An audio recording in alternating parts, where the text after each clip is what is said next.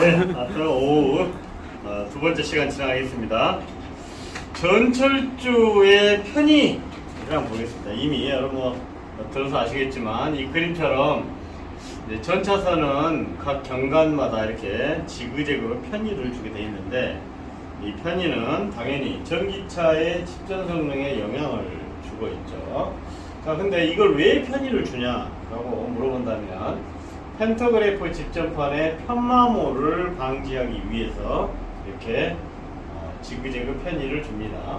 그래서 집전장치하고 전기차하고 접촉 상태가 양호한 상태여야만이 전력 공급이 원활하게 이루어진다, 이렇게 보시면 되겠습니다.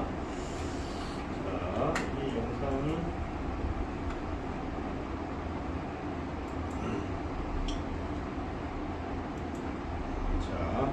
영상은 나중에 보도록 하죠.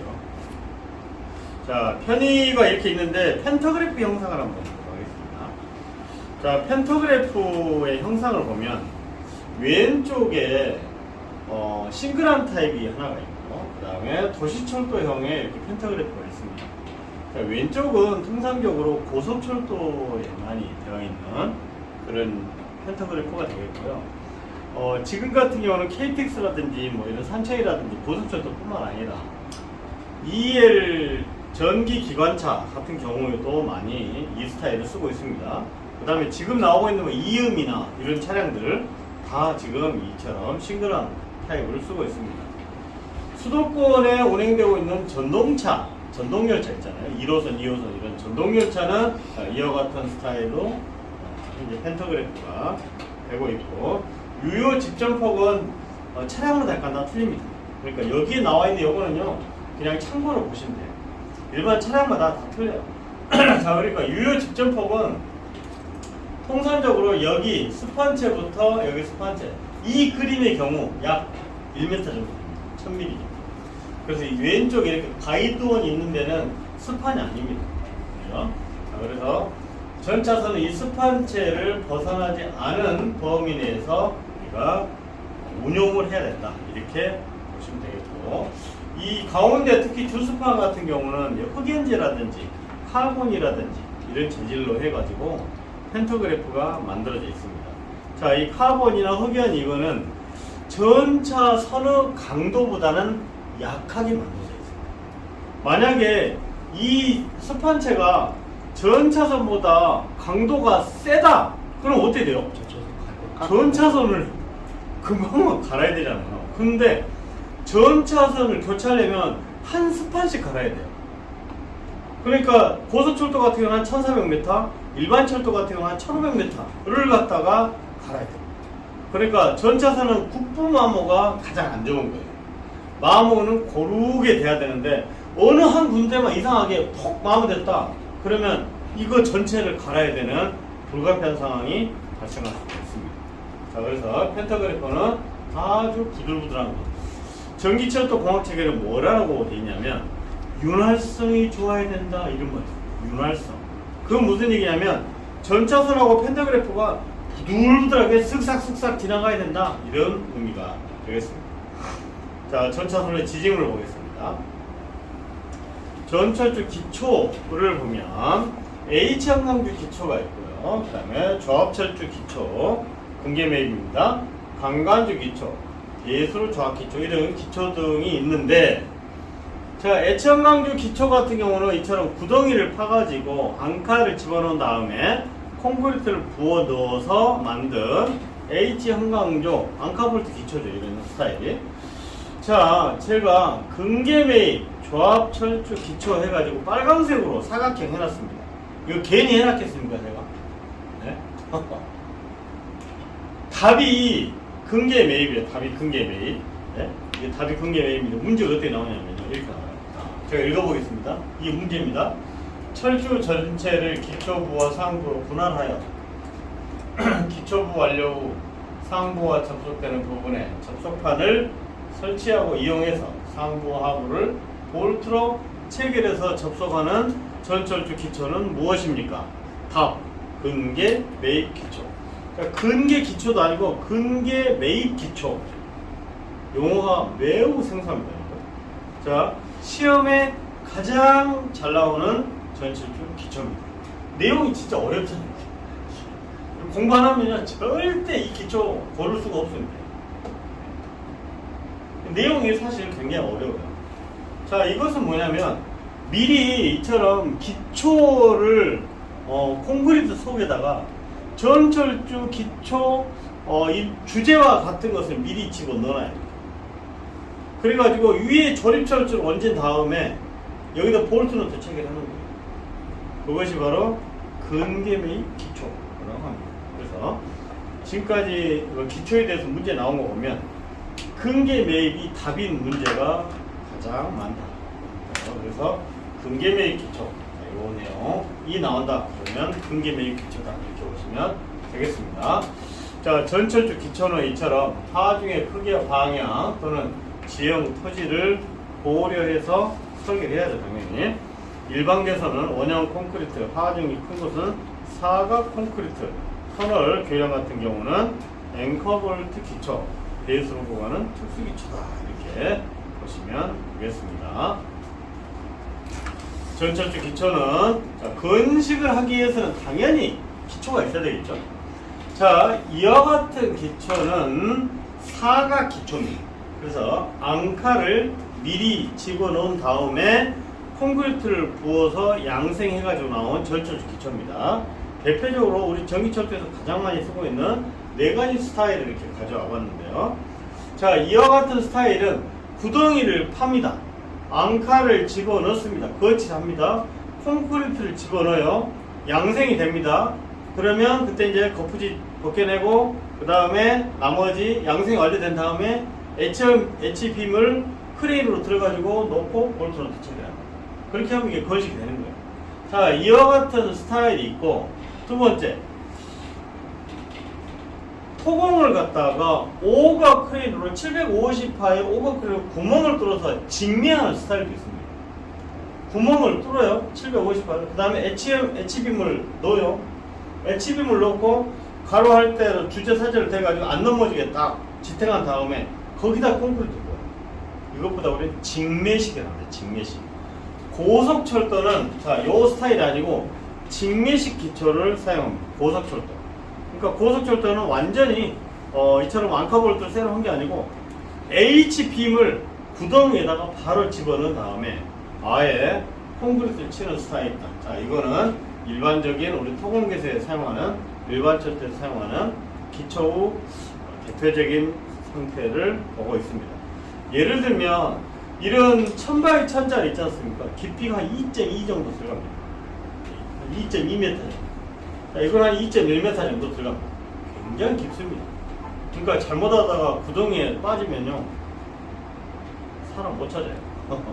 굉장히 깊습니다. 이게. 자, 이런 대표적인 기초가 있고요. 자, 이거는 교량 기초가 있습니다. 교량 기초는 이렇게 이제 교각에 아름답게 세운 기초가 있는 반면에 오른쪽에 보면은 교각에다가 세우긴 했는데 그냥 생 교각에다가 그냥 앙카를 그냥 나중에 이렇게 이제 구멍을 뚫어서 이런 앙카 처리한 교각도 있습니다. 이렇게. 자, 여기 왼쪽 같은 경우는 배수로 어려운 기초도 있고요. 자, 여기는 막 이렇게 옹벽에다가 이렇게 하는 기초도 있습니다. 아, 근데 얘하고 얘는 차이가 뭐냐면요. 자, 왼쪽에는 처음부터 전철화가 개혁되어 있는 선로라고 이해하시면 돼요. 자, 여기 같은 경우는 전철화가 나중에 일반 철도로 개통된 다음에 나중에 전철화 하려고 하다 보니까 전철주를 세워야 되는데 어떻게 해요? 이렇게라도 해야지. 네? 그래서 전라선 같은 데 가면 이런 전철주 기초가 특수 기초가 상당히 많이 있습니다. 그래서 이렇게 이제 사후에 할 경우에는 이런 애로가 있다. 이렇게 보시면 되겠습니다. 다음은 빔 한번 보겠습니다. 자, 빔은 이제 우리나라에서는 다 당연히 고정식 빔을 쓰고 있는데 이제 문형식 고정 빔이다 이렇게 얘기합니다. 여기서 문형식이라고 하는 것은 빔이 문처럼 생겼다 해서 문형 고정 빔이다 이렇게 얘기합니다. 말 그대로 문같이 생겼어요. 자, 가장 많이 쓰고 있는 것은 라멘 형태하고 트러스 형태를 가지고 있습니다. 라멘은 간결 구조로 해가지고 어떠한 경우에도 교각을 바꾸지 않는 구조가 라멘 구조입니다. 자, 그리고 삼각형이 연속된 형태로 조합된 구조물은 트러스입니다. 제가 아마 지지난 시간인가 삼각형이 들어가면 뭐라고 그랬어요? 트러스. 그러니까 우리 구조물 문제 나올 때 삼각형 어쩌고 저쩌고 나오면 일단 트러스를 90%로 강력하게 의심을 해놓으시기 바랍니다. 자, 그 다음에 어떠한 경우에도 교각을 바꾸지 않는 구조 이런 말이 나왔다. 그러면 라멘 구조를 강력하게 의심하시기 바랍니다. 자, 라멘 구조는 전주와 빔을 가제 플레이트로 접합한 라멘 구조 빔을 말합니다. 자, 한국에서 우리나라에서는 사각 트러스 라멘 빔을 또 많이 또 사용하고 있는데, 예를 들어서 27m가 넘는 이렇게 이제 장수판 빔의 경우는 사각 트러스 라멘 빔을 우리가 사용을 합니다. 스펜선 빔이라고 있어요. 스펜선 빔 뒤에 또 그림 하나 나오는데, 스펜선 빔은 무려 38m 이상의 빔의 경우 스펜선 빔이라고 하는 것을 씁니다. 아직이 아니라 우리나라에는 이 스펜선 빔은 당연히 사용하지 않습니다. 옛날에는 썼습니다. 네. 가봅니다. 빔 계속합니다. 전차선 가선 범위를 벗어날 경우 전차선을 가선하기 위해서 주로 역군에다가 쓴다 이거죠. 자, 가선 범위가 안 나오는 개소에 이렇게 빔을 사용을 하는데요. 트러스 빔은 길이가 22m 이하, 그 다음에 라멘 빔은 22m 이상의 것을 씁니다. 자, 고정식 빔인데, 자, 왼쪽의 그림은 사각 트러스 라멘 빔이고요. 오른쪽의 그림은 사각 트러스 빔. 그러니까 여기 그림 잘 봐보시죠, 여러분. 자, 이거는 그냥 사각 트러스 빔. 자, 왼쪽은 사각 트러스 라멘 빔이에요. 자, 그러니까 라멘 빔은 뭐냐면 이처럼 빔하고 전철적으로 접속 부분이 이처럼 라멘 구조가 돼 있는 게 라멘 빔입니다. 자, 그러니까 라멘 구조 빔은 이 트러스 빔보다 당연히 스판이 더 길어요. 장스판. 그러니까 선로스를 더 많이 수용할 수가 있다. 이렇게 보시면 되겠습니다. 그래서 각 역군에 가서 보면, 자, 이와 같이 되어 있는 것은 그냥 사각 트러스 빔. 이거는 사각 트러스 라멘 빔. 이렇게 우리가 호칭을 합니다. 자, 그러면 이제 가끔 시험에 방장 효과가 무엇이냐 이런 걸 가끔 물어봅니다. 이게 자주 빈출되는 문제는 아니에요. 근데 방장 효과는 읽어보면 우력에 의하여 발생하는 상부 주제와 하부 주제 간 전달력을 완화시키는 역할을 한다. 뭐 이렇게 지금 구조물공학적으로 설명이 되어 있습니다. 자, 그러니까 라멘 형태의 구조물을 쓰면 방장 효과를 볼 수가 있다. 그러니까 큰 부담 하중이 가능하다. 뭐 이렇게 설명할 수가 있겠습니다. 여기 보면은 V형 트러스 빔이라고 되어 있는데, 우리나라는 V형 트러스 빔 다 철거했습니다. 없습니다. 뭐 과거에 한 15년 전만 해도 뭐 도계나 이쪽에 강원도 산업선에 보면 일부 남아있긴 했습니다만은, 지금은 이 V형 트러스 빔은 다 지금 철거하지 않고 모두 다 사각형 트러스 빔을 사용하고 있다. 이렇게 보시면 되겠습니다. 자, 가동 브래킷이 있습니다. 가동 브래킷. 가동 브래킷은 좀 중요합니다. 중요하다기보다도 시험이 잘 나옵니다. 가동 브래킷은, 자, 이처럼 장간의자가 설치되어 있고, 상부 주스 파이프, 경사주 파이프, 이와 같은 형태로 되어 있는 것을 가동 브래킷이라고 얘기합니다. 얘가 하는 역할이 뭐냐면, 자, 선로 곡선에 따라 합성 전차선을 당기거나 밀어주는 편의를 조정할 수 있도록 구조물이 만들어져 있습니다. 가동 브래킷은 크게 두 가지가 있습니다. 두 가지.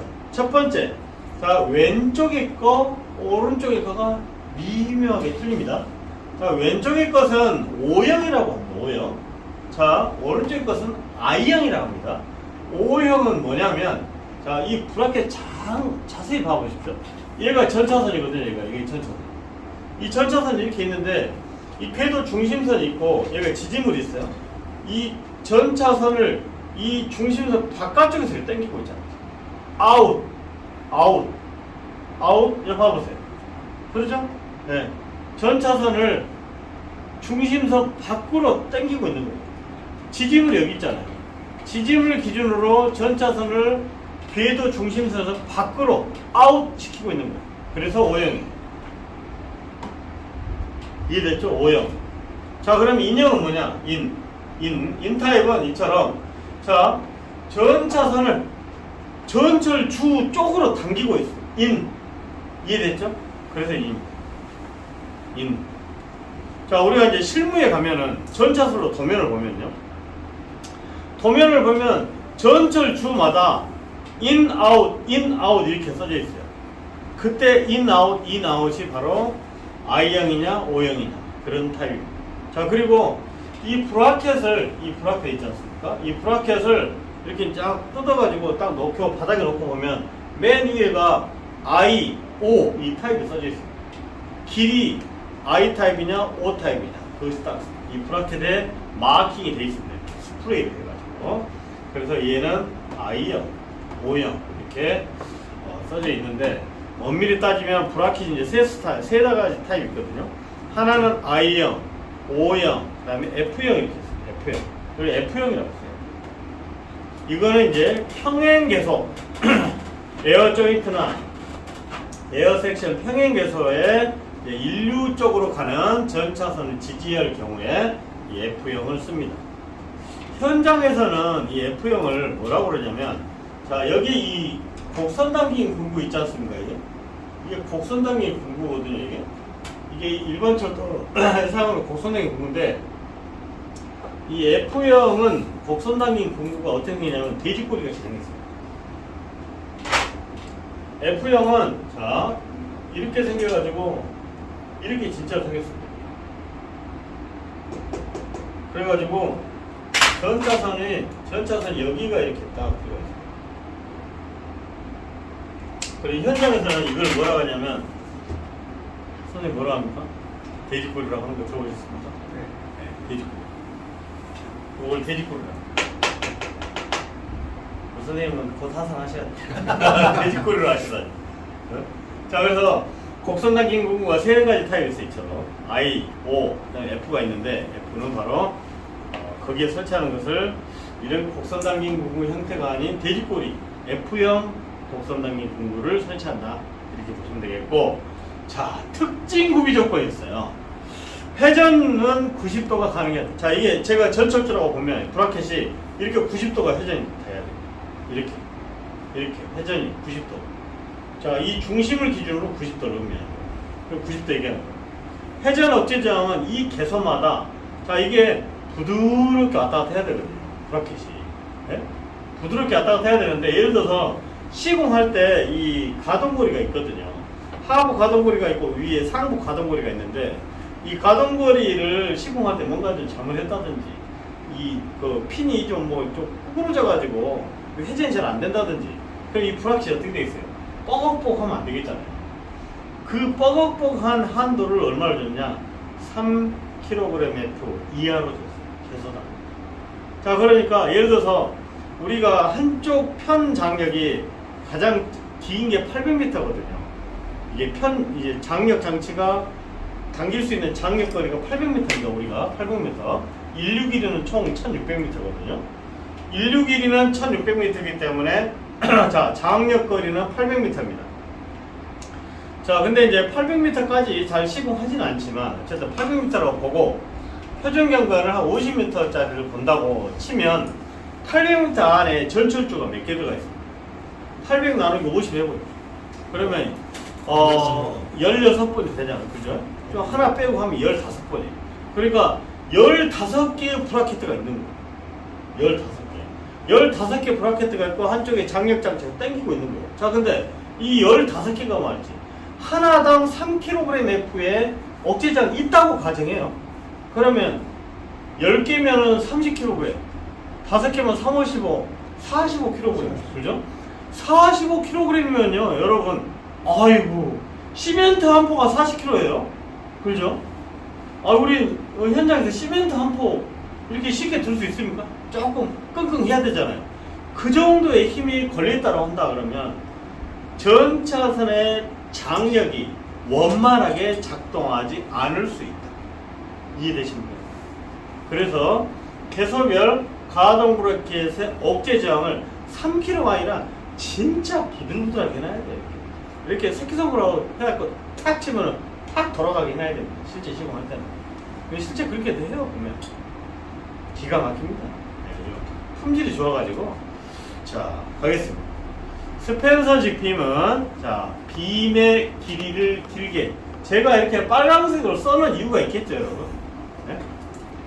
자, 일단은 우리가 잘 모르잖아요. 일단 스펜서 빔을 저는 눈으로 봤습니다만은 스펜서 빔이 뭐냐면, 자, 오른쪽에 그림처럼, 자, 이거 봐보세요. 사진.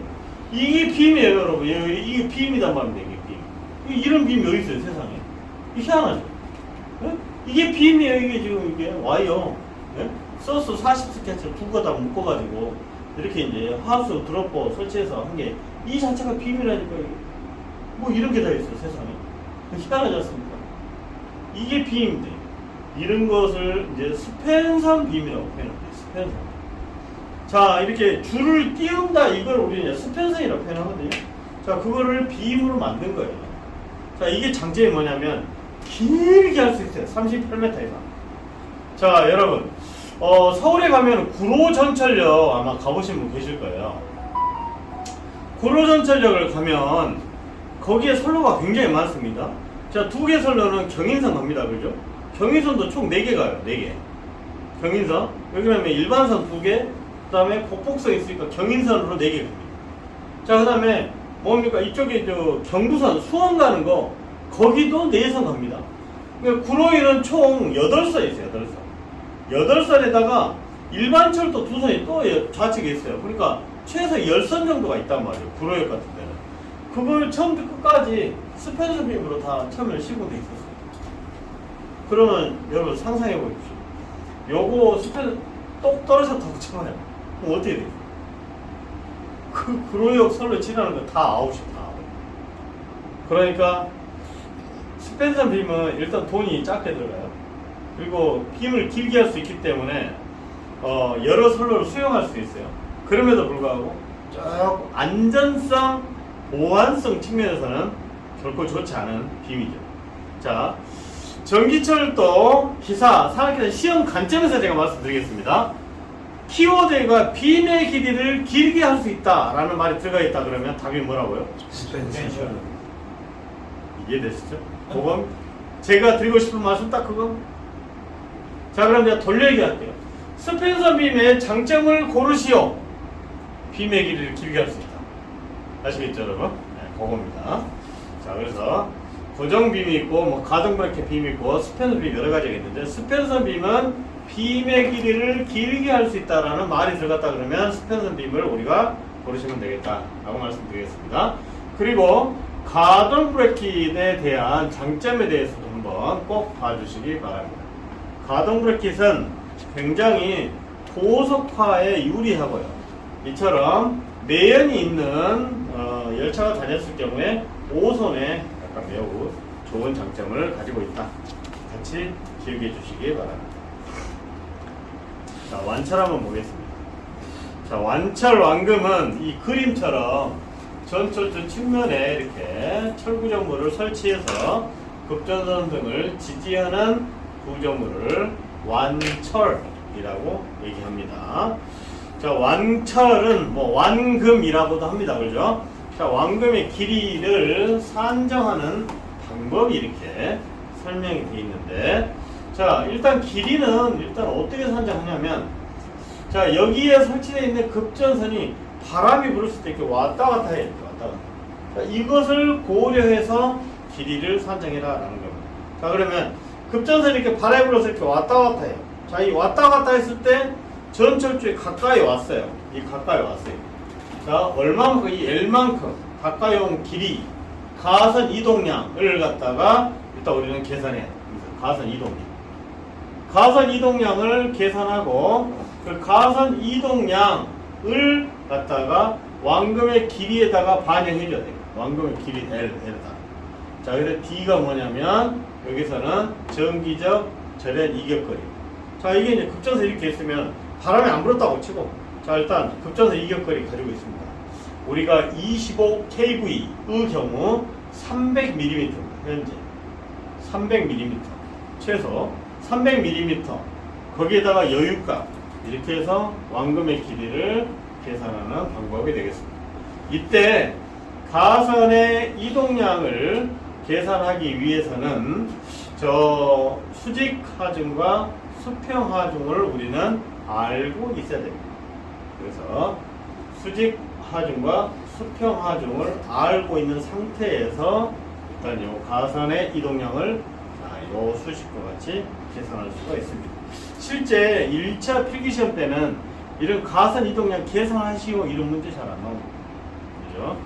2차 실기시험 때 그때 고민해서 공부 한번 하시기로 하도록 하겠습니다. 전주대용물이라는 영화가 있습니다. 전주대용물. 조금 영어가 생소합니다. 그렇죠? 자, 단도직입적으로 전주대용물이라는 게 뭐냐? 자, 여러분. 자, 이게 완철입니다. 이게 완철이 있는데, 완철은 이게 아주 일반적으로 우리 일반 배전소를 많이 쓰고 있는 거예요. 철도에는 완철 말고 이 대용물 많이 씁니다. 왜냐하면 이처럼 선로 위에다가 먼 선을 가스는 일이 많아요. 빔 위에 상부에다가 이처럼 완철과 같은 기능을 하는 것으로 역 디귿자 모양의 구조물을 전주 대용물이라고 합니다. 자, 이렇게 전주 대용물에 대하여 기술하시오 이런 문제 안 나옵니다, 여러분.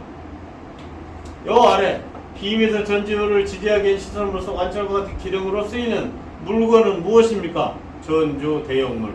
이렇게 우리가 공부하셨죠. 그래서 1선용하고 이렇게 2선용이 있습니다. 자, 사이즈 계산하는 것은 아까 이격걸 계산하는 내용하고 거의 똑같습니다. 그래서 1선용과 2선용 이렇게 사용을 하고 전주 대용물의 높이는 자, 2차 시험 때 공부를 한번 하시기 바랍니다. 하수관 평행틀이 있습니다. 자, 하수관과 평행틀이 있는데, 자, 하수강 이거 좀 잘 나옵니다. 하수강. 자, 하수강. 자, 제가 문제 내볼게요. 하수강. 하수강이 뭐냐면 터널 및 건널선 개소, 역군의 단독주의 시설이 불가능한 개소에 전차선과 조가선을 지지하기 위하여 고정빔에 취부하는 시설물이 무엇입니까? 답. 하수강. 하수강. 읽어보시면 됩니다. 자, 그러면 평행틀이라는 게 있어요. 평행틀이 답인 것은 뭐 어떻게 물어보냐면, 자, 가동 브래켓 두 번을 시설할 수 있도록 만들어진 구조물이 뭐냐? 라고 물어봤을 때는 평행틀입니다. 자, 다시 한번요. 자, 터널 및 건널선 개소에 단독주의 시설이 불가능한 개소에는 하수광이 답입니다. 자, 그 다음에 가동 브래킷 두 번을 설치하기 위한 구조물은 뭐냐? 라고 물어봤을 때는 하수강이라고 고르시기 바랍니다. 자, 그러니까 하수강하고 평행틀이 약간 상이합니다. 다시 한번 정리합니다. 자, 터널 및 건널선 개소, 단독주의 시설이 불가능한 개소에 설치하는 구조물은 하수강입니다. 여기서 하수강은 한문으로 아래 한자입니다. 뭔가 위에서 아래로 푹 내려와 있는 강구조물을 하수강이라고 얘기합니다. 자, 하수강 시험에 쏠쏠하게 나옵니다, 여러분. 자, 그 다음에 오른쪽의 그림처럼 가동 브래킷을 두 번을 설치할 수 있도록 이 평행틀처럼 만들어 놓는 것을 우리는 평행틀이라고 합니다. 자, 이 구조물은 하수강이면서 평행틀이에요. 자, 그런데 단독 전철주에 두 개의 브라켓을 설치하기 위하여 설치한 구조물도 평행틀입니다. 자, 그러니까 어쨌든 가동 브래켓 두 번 이 말이 나왔다. 그러면은 평행틀을 강력하게 의심하십니다. 애자로 가겠습니다. 자, 애자는 당연히 지지물과의 절연을 목적으로 합니다. 애자의 구비 조건은 정기적 조건과 기기적 조건을 우리는 설명할 수 있습니다. 정기적 조건은 당연히 그 해당 전압에 대해서 절연 성능을 유지해야 되고, 기계적 조건은 가선 장력에 견디어야 합니다. 자, 오른쪽에 그림은 터널 속에 있는 가동 브라켓, 그 다음에 고속전철의 현수애자 이렇게 그림을 띄워놓은 거고요. 애자의 재질은 세 가지가 있습니다. 자기애자, 폴리머, 유리애자 이렇게 돼 있어요. 자, 우리나라 한국철도는 이 세 가지 재질의 애자를 모두 쓰고 있습니다. 유리애자는 경부고속철도 1단계에서 100% 외산 자재입니다. 우리나라에서는 그동안 쓰지 않았어요. 자기애자는 우리가 뭐 자기애자, 세라믹 이렇게 표현하기도 하는데, 폴리머는 고분자 애자 아마 들어보셨을 거예요. 그죠? 고분자 애자. 고분자 애자가 바로 폴리머 애자가 고분자 애자입니다. 자, 그래서 아래에 폴리머 해가지고 플라스틱, 러버, 파이버 이렇게 여러 가지로 써놨는데, 자, 일단 요거는 산업기사 시험 문제는 중요하지 않습니다. 중요하지 않아요. 자, 다만 폴리머 애자의 장점이 아래 써져 있어요. 읽어볼게요. 자기애자에 비해 20% 경량이다. 보관 설치 운반이 용이하다. 기계적 강도는 자기제 대비 2배다. 충격 강도 5배다. 그렇지만 네트워킹성이나 내구성이 취약하다. 자, 그러니까 오른쪽에 말을 정확하게 써놓고 어떤 재질의 애자입니까? 다 폴리머 애자. 아마 여러분 쉽게 볼 수 있을 겁니다. 자, 그래서 우리가 현장에 우리가 이제 자기애자도 들어오고 뭐 폴리머도 들어오고 이렇게 하는데, 자, 일단 유리애자는 경부고속철도 1단계만 있습니다. 2단계 없습니다. 호남선도 없습니다. 자, 앞으로 유리애자는 더 이상 쓰지 않을 겁니다, 여러분. 경부고속철도 1단계 끝. 자, 폴리머 애자를 지금 거의 전면적으로 쓰고 있는데, 폴리머 애자가 이처럼 좋은 장점을 가지고 있어요. 그래서 이제 실제 우리가 현장에서 보면 말이죠, 여기 보면 충격 강도 5배라는 게 있습니다. 충격 강도 5배. 폴리머 애자 장점 중에 충격 강도 5배가 있어요. 그러다 보니까, 자, 세라믹 애자로 설계할 때는 할증을 줍니다. 할증. 왜? 부서질 걸 대비해가지고. 자, 그런데 설계 물량이 폴리머다 그러면 절대 할증 안 줍니다. 실제 우리 현장에서. 그러니까 만약에 1000개가 설계 물량이다 그러면 1000개 그대로예요. 이해되시죠? 자, 그러니까 세라믹은 우리가 이게 사기로 돼 있다 보니까 잘못 부딪히면 탁 급나가 버립니다. 이게 아주 이게 관리하기가 쉽지 않아요. 폴리머 애자는 그런 측면에서 좋은 장점을 가지고 있다. 자, 우리나라는 경부고속철도 1단계 유리애자를 바탕으로 2단계부터는 모두 폴리머 애자를 다 하고 있다. 호남고속철도도 모두 다 폴리머 애자. 일반 철도도 지금은 장간의 현수애자 등 대부분 폴리머 애자를 지금 적용하고 있습니다. 가겠습니다. 자, 이처럼 사진에는 많은 이렇게 애자들이 이렇게 설치가 되어 있습니다. 이거는 참고로 보시면 되겠고요. 자, 애자의 종류가 있습니다. 애자의 종류는 현수애자, 지지애자, 장간애자예요. 자, 전기철도 기사 시험 측면에서 말씀드리겠습니다. 애자의 종류 3가지를 쓰시오. 이거 실기시험 문제입니다. 산업기사 2차 실기시험 문제. 산업기사 2차 실기시험 문제. 애자, 전차선로 애자의 종류 3가지를 쓰시오. 현수애자, 지지애자, 장간애자. 이게 바로 2차 실기시험 문제. 자, 1차 필기시험 문제는 어떻게 나오냐? 전차선로 애자의 종류가 아닌 것은 1번 현수애자, 2번 지지애자, 3번 장간애자, 4번 고핀애자. 4번이 답이죠. 그런 식으로 공부하시면 되겠습니다. 자, 아래 표는 지극히 참고하시면 되겠습니다. 여기서는 애자의 종류 3가지만 이해하시면 됩니다. 자, 전차선로 애자 사용 개소별 애자의 종류 수량이 있습니다. 자, 이거는 우리가 설계할 때 쓰는 것이니까 이것도 마찬가지로 참고만 하시면 되겠습니다. 애자의 종류는 핀 애자, 그 다음에 지지 애자, 그 다음에 현수 애자 이렇게 있습니다. 여러분 교재 30페이지 현수 애자를 보면, 자, 180mm, 191mm, 254 이렇게 3가지가 있는데, 우리 한국철도는 180mm하고 254mm 형태의 애자를 가장 많이 사용을 했습니다. 자, 지금은 180mm 애자 그나마 사용을 또 안 하고 있습니다. 접지 방법이 바뀌다 보니까 현재는 250 스타일의 현수 애자를 가장 많이 사용하고 있다. 이렇게 보시면 되겠습니다. 그 아래 편은 우리가 지나가다가 송전선로에 애자 수를 대략 세어보고 대략의 급전전압을 우리가 유추할 수 있도록 유추할 수가 있습니다. 여러분. 다음 갑니다. 애자의 전기적 특징이 있습니다. 금속체의 전압을 증가시킬 때 발생하는 아크, 즉 섬낙입니다. 이때의 섬낙 전압이 바로 섬낙 전압이라고 하는데, 섬낙 전압의 종류는 5가지가 있습니다. 건조 섬낙 전압, 주수 섬낙 전압, 충격 섬낙 전압, 유중 섬낙 전압, 50% 충격 섬낙 전압이 있습니다. 작년도 8월달에 기술사 시험에 이 문제가 한번 나왔습니다. 애자의 섬낙 전압의 종류를 기술하시고, 그럼 이제 기술사 시험은 이거 전체를 다 써야 됩니다. 예. 다른 교육적 내용도 써야 되지만, 그런데 우리 전기산업기사, 전기기사 측면에서는 종류의 키워드만 우리는 알고 있으면 되겠다. 자, 넘어가겠습니다.